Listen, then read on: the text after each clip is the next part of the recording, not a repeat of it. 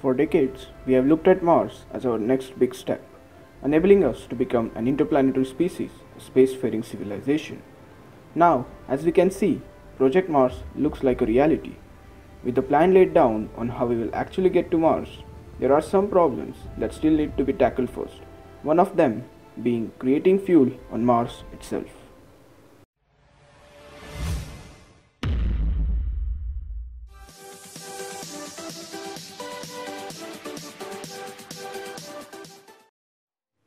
With the recent development in Starship, first uncrewed mission to Mars isn't very far away. So, the mission profile of the first Starship mission to Mars looks something like this.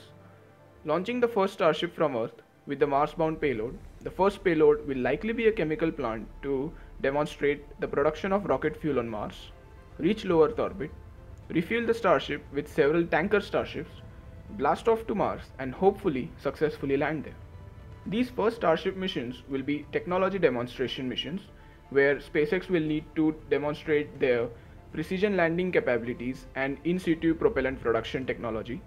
These missions will stay on Mars indefinitely, but the future crewed mission to Mars will need to return to Earth. You surely don't want any real life Mark Watneys, isn't it? But here's the problem. When the Starship lands on Mars, it is basically empty and needs refueling. As a result, we need to choose the right fuel, and considering the available resources on Mars, the best option here, as you can see, is methane and oxygen. So, the plan is to produce propellant in situ using mainly two processes. Firstly, the electrolysis of water, and secondly, producing methane using the Sabatier process.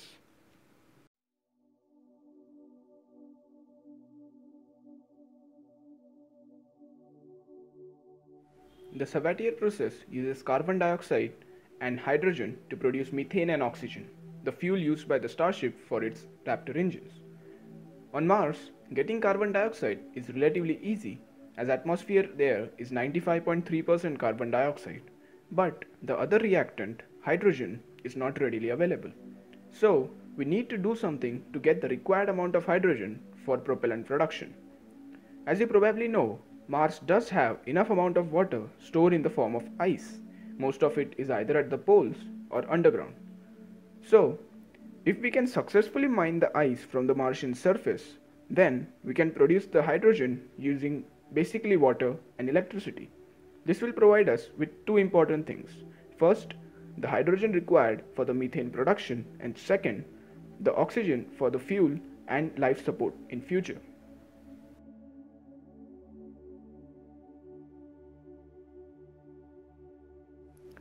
We cannot just use the air in the Martian atmosphere for the Sabatier process, because along with carbon dioxide, we will actually end up getting a lot of other atmospheric gases like nitrogen, argon, oxygen and whatnot.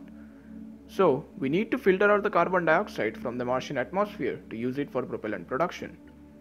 One of the ways to do this is by freezing the atmosphere itself. As the freezing point of different atmospheric gases are different, we can differentiate carbon dioxide from others and store it separately for further use. So in order to produce propellant on Mars, we are effectively going to use the water and carbon dioxide available there and produce the required amount of propellant for the return journey.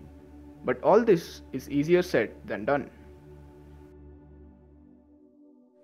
Any sort of engineering work comes with its own set of challenges. The big problem here is actually the rate of fuel production. With the current Sabatier reactors, we have achieved a decent production rate of 0.34 kilograms per hour. So, with two reactors working parallelly at Mars, we can actually produce around 7 metric ton of rocket fuel before the launch window to Earth. But this is not even near the required amount of fuel for a Starship. When fully fueled, a Starship will contain around 240 metric ton of methane.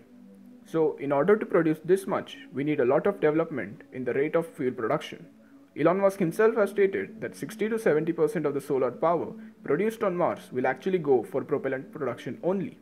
This just goes on to add how energy intensive the process actually is. And another problem is mining the required resources on Mars. For example, let's take water. As you know, poles are not the best zone for exploring Mars. We won't get enough sunlight for power and the temperature are also not survivable.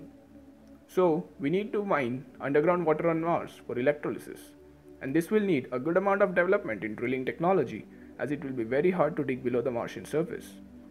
One more problem is the storage of propellant itself. In the first missions to Mars, our main source of fuel storage will be the fuel tanks of Starship itself. But once completely fueled, we actually end up having a wrong Starship which is fully fueled. For the crew to return to Earth, they will need to transfer the fuel between the two Starships, which means that they need to land fairly near the first Starship. This will test the precision landing capability of SpaceX since we don't have a lot of room for error. These are just some of many problems that we'll need to solve in order to become a multiplanetary civilization. But by applying the first principle and asking the right questions, they can surely be overcome. Thanks for watching. Do consider liking and subscribing the channel.